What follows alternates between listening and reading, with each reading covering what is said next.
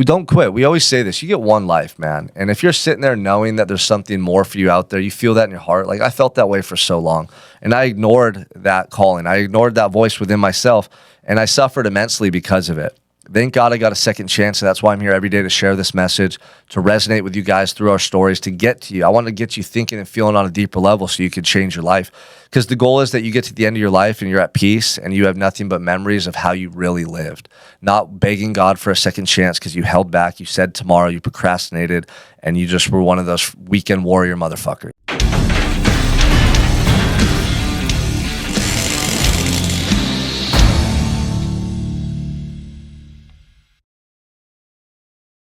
Welcome back to another episode of the Unstoppable Mindset Podcast. I'm your host, Sean Michael Crane. I got my guest, Matt Fleming, today. You guys, we're in beautiful Santa Barbara, California. We were just on the rooftop. We're at our office space right now in our podcast studio. Me and Matt were up there getting a tan, talking about life, and just looking around at the beautiful scenery. And, you know, it hit me, man. I was like, dude, this is the ultimate life by design. And the reason I got to this point in my life, having this freedom, living a life that I love, that I don't need to escape from, like literally doing what I want every day and making a living doing it, is because for many years and thousands of decisions, I chose to move towards this life. I chose to bet on myself. I took risks. You know, I took massive action and I didn't settle.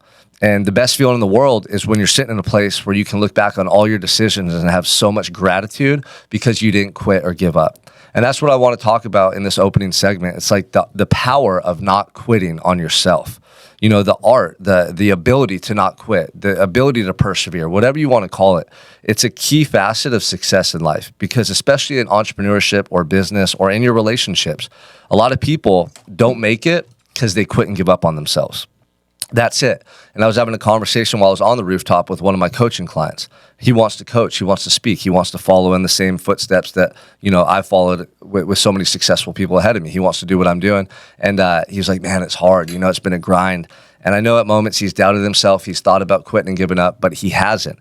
And I just told him, hey, the only reason I'm here today, having the success you've seen, is because I didn't quit or give up when times got tough.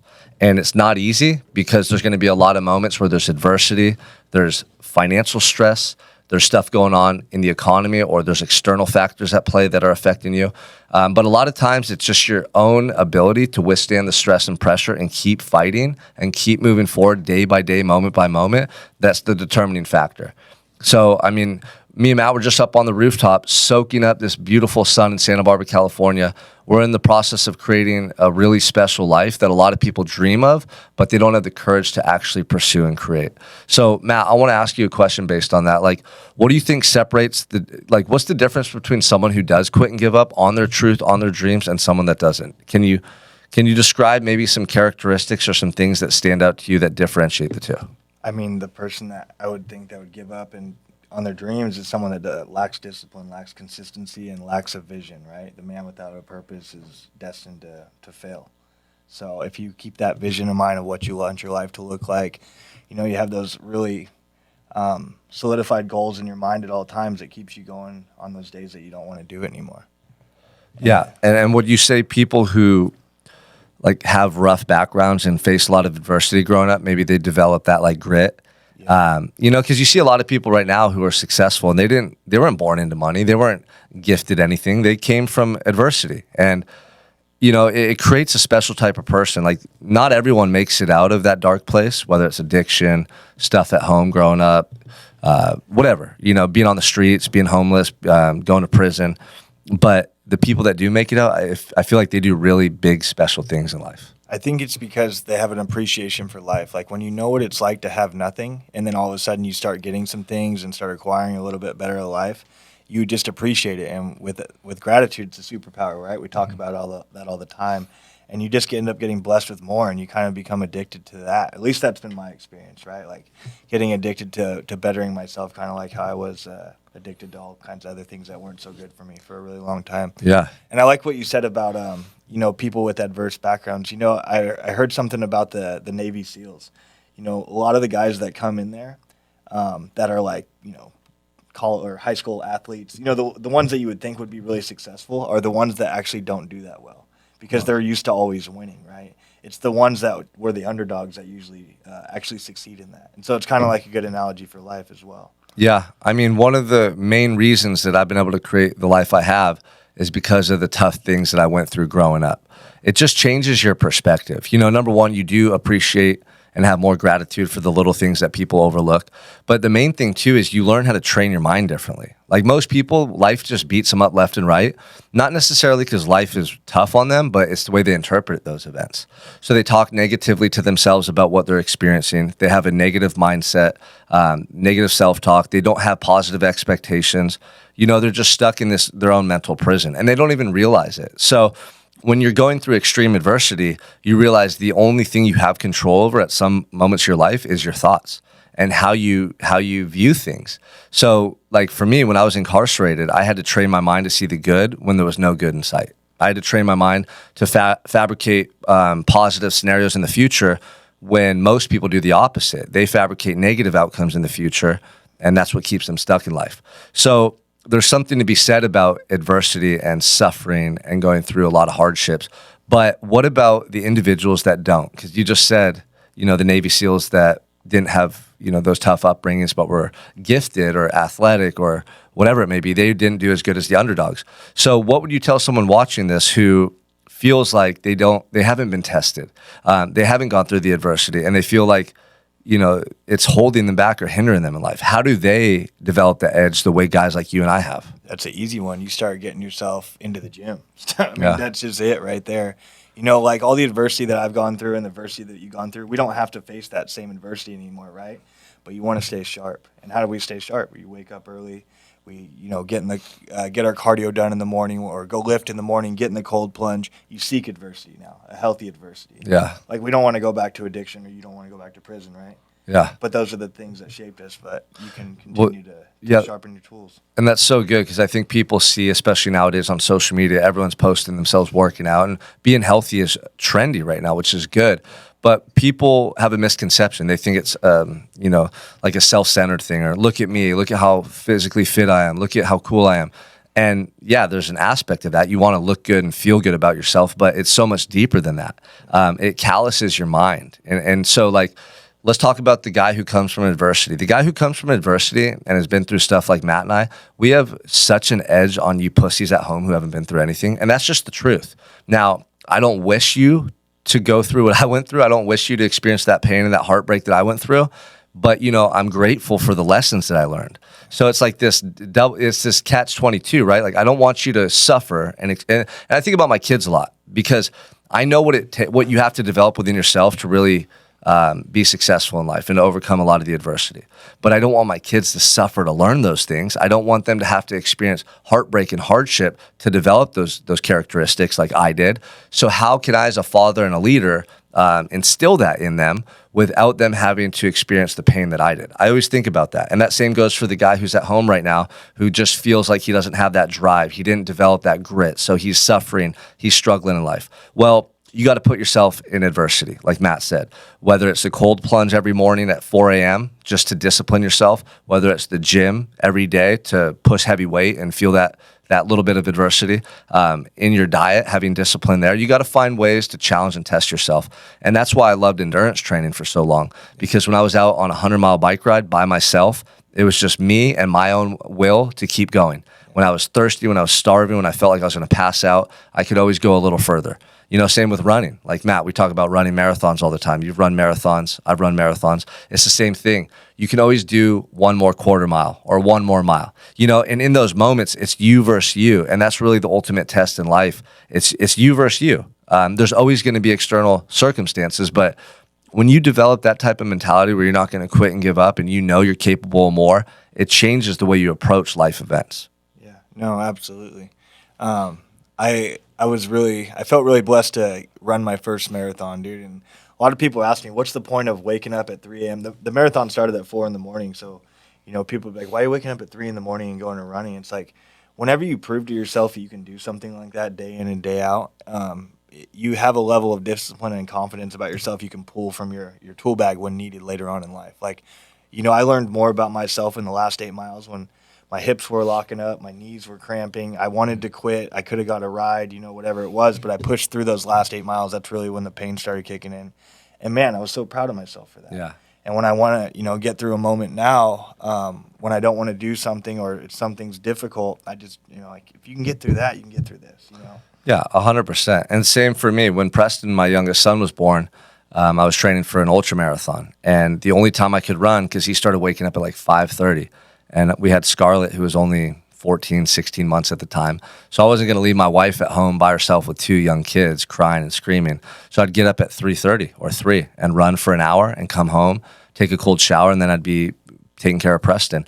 And doing that every day over time, that the commitment and doing something difficult every day over time instills such a powerful form of discipline into your life that changes who you are. And it carries over into everything you do and how you operate. And then stuff that you once couldn't fix or figure out, like let's say binge eating on food, or some of you guys look at porn all the time. You don't have self-control. When you develop discipline in an area of your life that's so profound, the way I just described, it's so easy to not do the shit that you don't want to do. It's so easy to say yes and follow through and keep those promises to yourself and be the guy you want to be. And that's what success is. It's having that ability to control your thoughts and your actions and do things every day that you're proud of. And, here's the thing. When people say that, like, what's the point of running a marathon or getting up early? They are so far from understanding, like, what this experience is about. I feel bad for them. And those are the people that are going to look back on their life and go, oh my gosh, I had this beautiful opportunity to experience life and try things and test myself and push beyond my limits. And I just kept myself comfortable every day and didn't try. When I was in prison, I used to pray and dream about getting to run in the rain, because every day when it would rain, they'd lock down the yard and you couldn't go outside. And when you're in a cell, a cement block, a cement box with stainless steel, all you want to do is be out in nature and feel the wind, or, smell the flowers, or like all the cliche shit, man. You want it so bad. And I remember I'd just sit out and stare out my window, and I'd envision being back out here on rainy days just running. And it's like the Rocky mantra. Like Rocky, like when you watch that movie, he's out running in the morning. Nothing's going to stop him. He's punching the meat. Like he's alive, dude. Like, so every time it would rain, when I came home from prison, no matter if I ran the day before, no matter if my legs were sore, no matter if I was sick, I'd run, and I'd run like 10 miles every time. And I would just love it, because for me, it was so symbolic of freedom. And people, they miss this. They overlook the little things. They take for granted their life, and they make comments like that, like, why are you doing that? Like, why aren't you, motherfucker? You think you're going to live forever? You think your legs are going to work forever? You think you're going to wake up next week? You don't know. Why are you not soaking up every precious moment of this life and just trying to experience everything you can? Because look at the person listening to this right now that's not doing that. You are going to be lying on your deathbed if you get to that old age and looking back on your life with so much regret for not trying harder, for not putting yourself out there more, for not going for it. It's going to eat you alive. And that's the main thing when we talk about like the description of this video. The art of not quitting up, or the power of not giving up, or the power of not quitting. I don't even think I said that right. Something along those lines. This is what it derives from, though. It's knowing what's at stake, knowing that pain. And nothing will fucking stop you, because you never want to get to a point again where you have brought that upon yourself. So you'll fight through any adversity, anything you're experiencing, because if you quit and give up, that's something that you'll regret for the rest of your life. Yeah. And a lot of people, they don't know what's at stake, Matt. So it's like they make these decisions day by day and live in a way where they're not all in. And a world of tomorrows. A world of tomorrows, and a world where people don't really understand how precious this journey is. And that's why people who have been through really dark places, they have an edge, because they do understand. And they're not ignorant like a lot of people living right now. Yeah, so many people are just going through the motions of life and not really paying attention to what's going on around them, and just live for the weekend. And, just the average everyday life is not anything that I would want. I don't want to be a part of that. Yeah, if you're one of those people that live for the weekend, you just need to know that that's a red flag. If you're looking forward to Friday, I'm telling you, you're fucking up and you're living life wrong. I don't even think about what day it is. I know on the weekend I'm spending more time with my family, but dude, I don't even know if it's Monday or Tuesday right now. I think it's Friday. Like, I don't give a fuck. Every day is a blessing. Every day is a gift, and I'm on a mission, and I have so much clarity as to where I'm going. Every day is just an opportunity. So I get up with energy. I get up with focus. I'm ready to go to work. I'm ready to put out positive energy to the world. I'm ready to become my best self that day and live as that person. And so if you're looking forward to Friday because you get to check out from your life, why don't you ask yourself, why have I created a life that I want to check out from? Like, So many people do that, and it's because you quit and give up. It's because you stop dreaming big and believing in yourself. It's because you choose to settle. The peer pressure of society is going to push you to hold back. The peer pressure of all those around you gets most people to give up on themselves and their dreams and settle for a life that they don't really love or want. And that's disgraceful, because within all of you is the ability to continuously learn, continuously develop yourself, develop new skills, enhance the quality of your life. Like, you can do so much if you just show up every day with an open mind, willing to learn and willing to grow. And right now with the internet and all these skills that you're able to develop and all the information that you can access, there's no way you should be living a life that you hate. There's no way you should be living paycheck to paycheck broke for extended periods of time. And you need to recognize, like, the only reason you're doing that is because you fucking quit and gave up on yourself. And Matt and I were talking about this the other day. Like, we were like, dang, I kind of feel bad for people working 9 to 5s, you know, because in the coaching space and in the world we're in, we see how much impact you can make, how much reach you have, and honestly, how much money you can make. Like, it's night and day compared to somebody working at UPS or Vaughn's or something like that. And here's the thing, no disrespect to people working 9 to 5s. There's a lot of honorable individuals out there, men and women, who work hard. But times have changed. Here's the thing. At one time, you could work at a grocery store and you could have a mortgage and you could raise your family. But now you can't. Now the disparity between wages and what it costs to live is so great that there's no way you could work an ordinary 9 to 5 and provide for your family. So you need to evolve because the times have evolved. So that's the thing that stands out to me is, like, Matt, we were talking about this. People that work 9 to 5s, just typical jobs. They're typically good people, dude. Like, but you have to, I question, like, okay, after X number of years at that job struggling, don't you sit down and look in the mirror and go, damn, I need to do something different. I need to learn a new skill set. I need to get the fuck out of this, like, rut that I'm in. So I don't know, I have two different views. Like, I kind of go back and forth with this one. For one, we need all types of people in the world, right? You need people to work in every situation. And I think some people are just happy doing that stuff. And if you're truly happy doing that, then that's perfectly okay, and some people aren't. If you're doing it and you're not happy, well, then you've got a problem. But if you're doing that, like, let's say like being the garbage man, that was honestly your dream, and you're being the garbage man, then you're living your purpose, right? Like, that's awesome. But if you're doing that stuff and you hate it, well, then, you need to do something to make a change. Yeah. And I mean, here's the thing, like, you got to take pride in what you're doing, whatever you're doing, it serves a purpose, but you got to use these stepping stones in your life. So, like, I'll go back to my time in prison. I was working in the kitchen. I would take pride in what I was doing. When I'd mop the floor at the end of the day, I would mop that fucking floor like I was the best floor mopper in the world. And I was just lost in the moment, So like, same when I did tree work. I was making $1,000 a week, and I was just happy to be working with my family.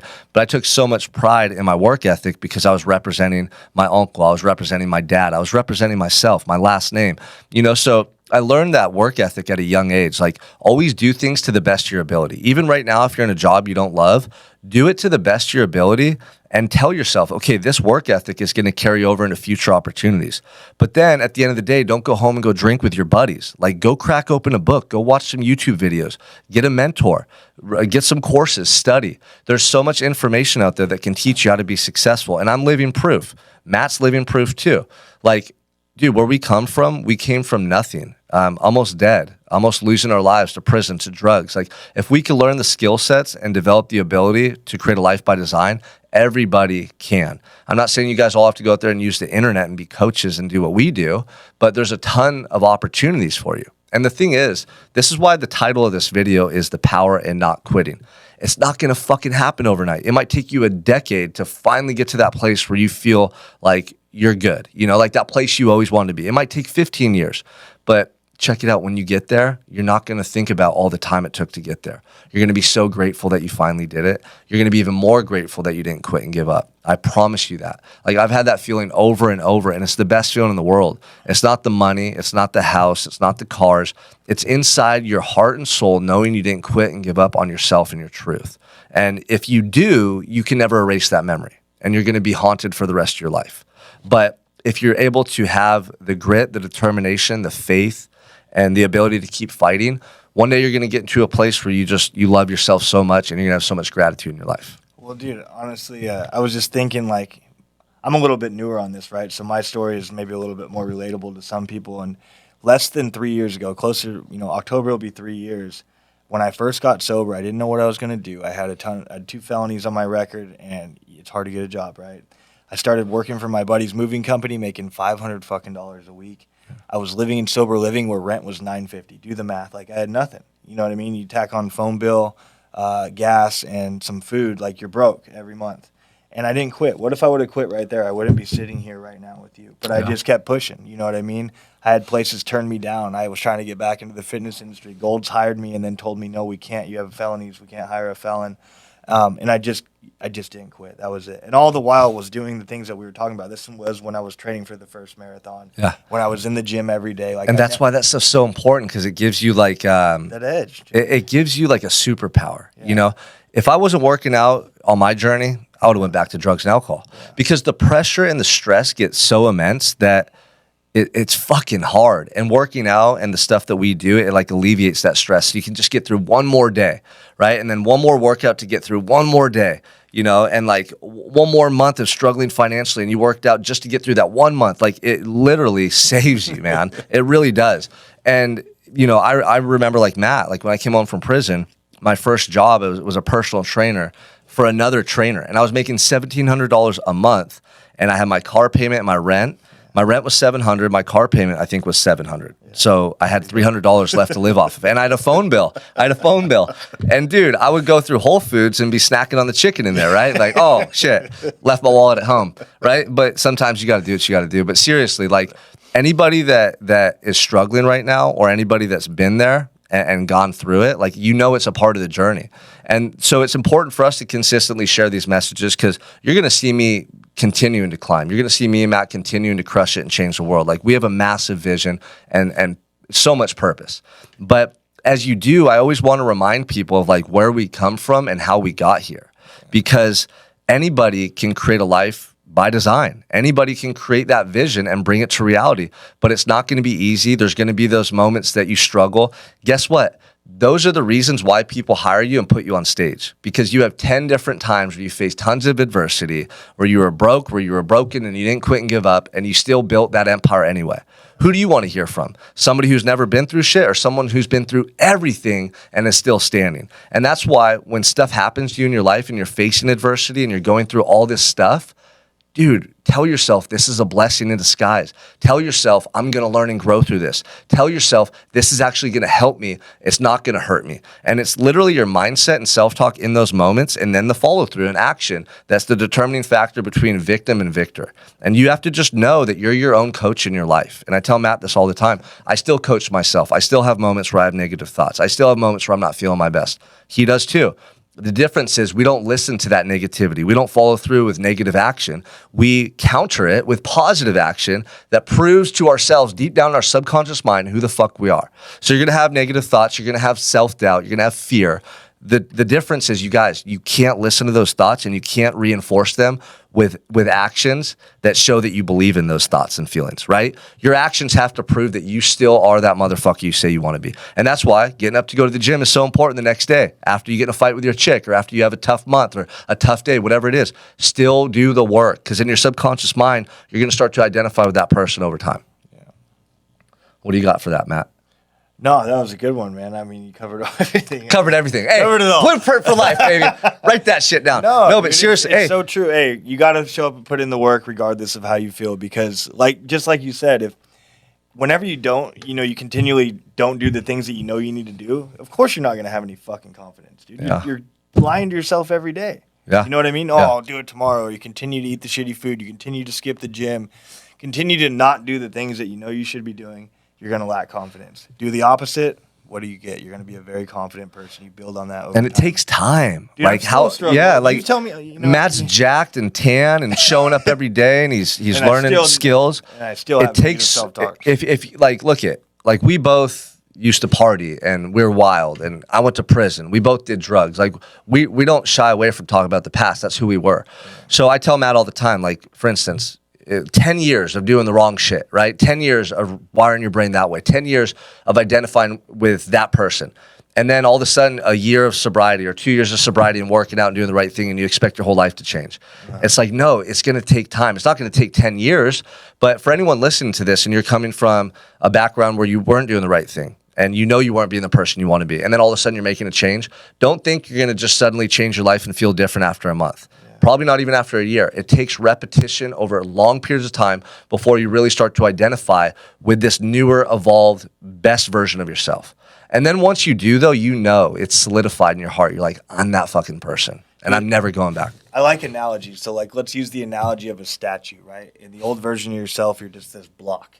And now you're the craftsman, and every positive action that you're doing, every time you do the right thing, you're just chipping away, and you're slowly building that perfect fucking sculpture. And one day you're going to get to look back and look at what you've built and just be so fucking proud of yourself, dude. And then you're just slowly fine-tuning it. You're dusting it here and there over time. Yeah, you know what I mean? That's a really good analogy because that's what it's like. And, you know, you have to look for, okay, what are those big chunks that I can knock off right now? That's why sobriety is a superpower. Working out and being fit's a superpower.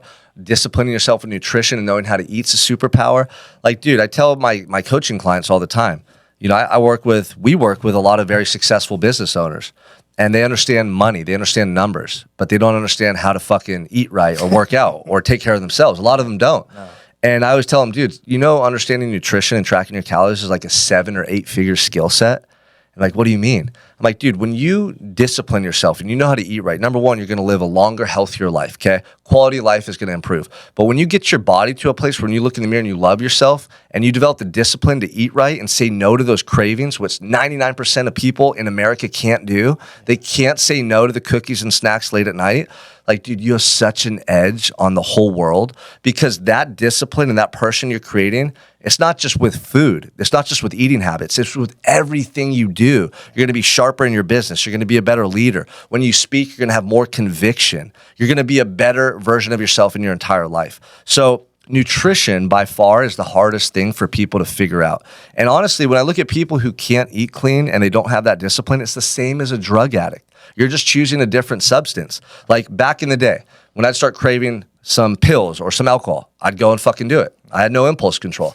Same as you. Late at night, when you want a snack and you know what's in the cupboard and you say, I'm not going to do it. Oh, well, maybe just a little bit. Oh, I'm not going to do it. Well, maybe just today and then tomorrow I'll work out twice. Like you're trying to negotiate with yourself. You're not in control. You're a victim of your own cravings, right? You have no impulse control. And then you break and you go have the snacks and then you regret it and feel guilty after that. That's the same thing that a drug addict does when they relapse or when they continue to abuse and use drugs. That's why America is the fattest country on earth. That's why 40% of men are fat and obese. And that's why mental health is a big issue and why our kids are fucked up. It's all because the food that we're putting in our body. And I'm really passionate about this because I just got all my blood work done for me and my wife from Dr. J, our personal doctor, and he's also our business partner in Unstoppable. Guy's a genius. His blood work is so in-depth. You literally see down to your cells, how your cells are functioning, if they're absorbing nutrients or not, if they're being damaged and harmed by the foods and stuff that you're putting in your body. And it just put me up on so much information and knowledge pertaining to how important nutrition is and how poisonous processed foods are, how bad seed oils are, how bad those fake artificial sweeteners are for you. You're drinking a Gatorade, you're putting poison in your body. Like even pre-workout, I got to get off that shit. It's not good for you. Even my Folgers coffee, right? Got to get rid of it. But I'm telling you, any processed food is going to damage your body. It's going to damage your gut health, and your gut health is correlated to your brain health and functioning. So when you're eating bad food, you're poisoning your mind indirectly. And people wonder why our kids say they have ADHD and they're anxious and they're all this stuff. Motherfucker, you live in America in the best time ever. What are you anxious about?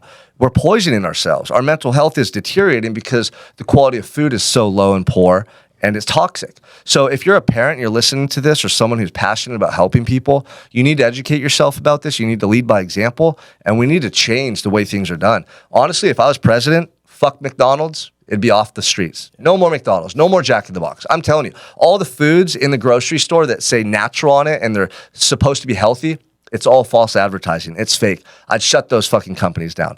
Some might call me a tyrant. I just really care about people, and I'm not going to let people poison other individuals in our country to make a buck. And that's what's happening. So I don't know. Maybe we got to come out with the unstoppable food products and shut all these fake motherfuckers down, right? What do you think, Matt? I'm just laughing at the wait, no more pre-workout comment. I mean, we're gonna come up with our own pre-workout. We're gonna come up with our own supplement line. It's in the works right now. It's gonna be Unstoppable 365, everything. Quality products. Quality, because most of the supplements out there and the stuff people are taking are such crap. Like the quality of the products is very low. Yeah, no. I'm finishing out what I've got, and then I'm gonna slowly. Same here. I had an extra bottle. It was like Memorial Day, so it was buy one get one free, right? I just went on Bucked Up's website and bought all kinds of shit. So once it's gone, then we'll phase it out. Yeah. So, but seriously though, what do you think about that? Since you've done the blood work with Dr. J and we're diving more into nutrition, like it's a big deal, right? It's not just like, oh, I eat clean because like, some people like I feel like they think, oh, he eats clean. He thinks he's better than everyone. No, it's like this literally is going to damage your cells and your gut and your mental health and everything. And if you have kids, you're going to fuck your kids over long term. Well, I mean, I've just kind of experimented on myself over time. And I do know that when I eat clean and eat healthy, I feel better. I look better. I'm operating at a higher level. Mm-hmm. And when I eat shitty food, the exact opposite happens. So which one do you want? Everything comes at a cost. The cost of feeling and looking good comes with the price of eating healthy foods and doing the things that you need to do. So it's just you kind of got to pick your heart, I guess. Yeah. And I would rather look and feel good and eat clean, and all these foods they have out now, they're highly palatable. They're meant to make you want to consume more, just like drugs do. Dude, you eat like they study delicious. They study how to make you addicted to their products. It's psychology. So imagine if a drug dealer was out there trying to make their products more potent and addictive, we'd throw their ass in prison because it's killing people. Well, the difference between like heroin or fentanyl and then Fruity Pebbles, fentanyl kills you instantly. Fruity Pebbles kills you over time, but you're suffering every step of the way. Because when you're eating that way and not taking care of yourself, don't tell me you're happy. You don't even know what happy is if you think you are. Like, you're not. You're suffering. You're miserable. I know it. I talk to people all the time, and it's because they're not taking care of themselves and they're putting poison in their body. Well, they're happy in the moment. The moment it's pleasure versus like actual joy, Is it okay to eat once a day? Again, it depends on your goals. Like, no. I don't agree with that. I don't think you should eat once. Once a day. Some people do that. Like I see Andrew Tate and other guys, they just eat one big meal at the end of the day. Because when you don't eat, you actually have more energy and clarity. Like that's why people do intermittent fasting, or if you've done a fast, there's some times where you feel like crap, but sometimes during it you feel really heightened and alert and energized. So fasting's really good. I think you could do a 24-hour fast once a week, maybe a 48-hour fast once every couple months, and then once or twice a year, you can do a prolonged fast, which is 72 hours and beyond. But check this out. Gary Brecka and Dana White, they made this pretty popular earlier in the year. They had Dana White do an 86-hour fast. Gary Brecka did. And the reason for it is because science and research shows it prevents cancer, Alzheimer's, and other preventable diseases from killing you by 70%. Because when you fast, your cells actually start to eat themselves, and they target the damaged cells first. It's called I always mispronounce this name. Autophagy. So Google autophagy. A guy won a Nobel Peace Prize for this research in Japan. But so you literally like restore and rejuvenate your body by doing that 86-hour fast. And I did it earlier in the year. Matt did it. Zimmy, our camera guy, did a 7-day fast. 7-day fast with just electrolytes and a little bit of bone broth to protect your gut lining. But and then someone asked, is it okay to eat once a day? Again, it depends on your goals. Like if I eat once a day, I'm going to turn into a skeleton. I'm trying to stay jacked, you know what I mean? Yeah. So I eat 6 times a day, smaller meals.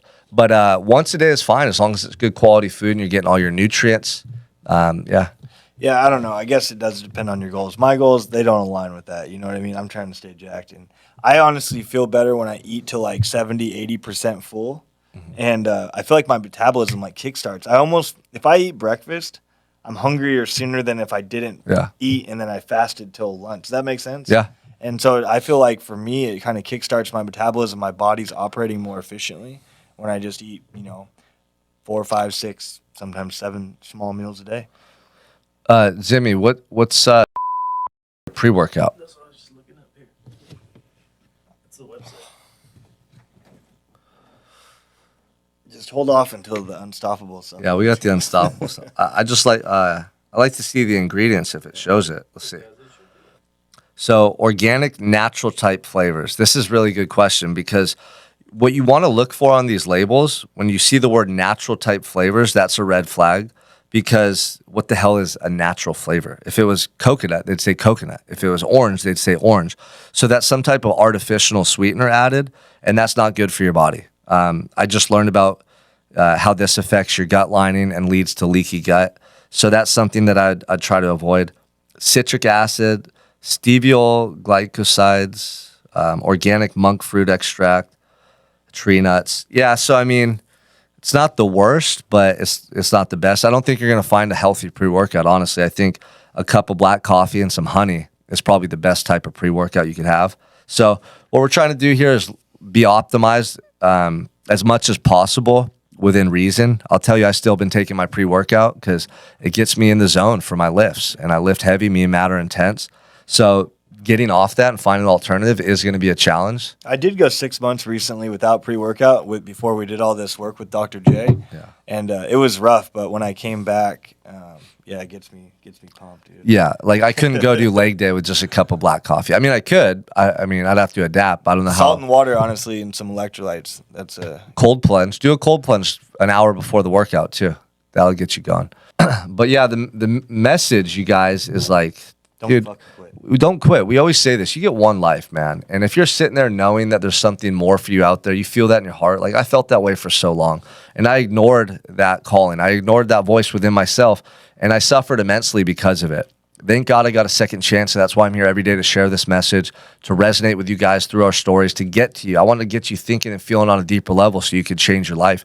Because the goal is that you get to the end of your life and you're at peace and you have nothing but memories of how you really lived.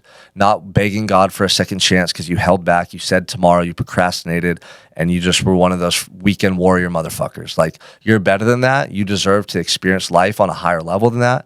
And we want you to do that. So share this with anybody who needs to be inspired today. Subscribe, like, do all the bullshit, right? This will be on the podcast, all the platforms. We need your guys' support because we're going to change the world. I guarantee it. We're so convicted nothing's going to stop us, you know? But we need your support because more people need to hear this message and tap into this energy. So love you guys. Have a great day. Go crush it in your life.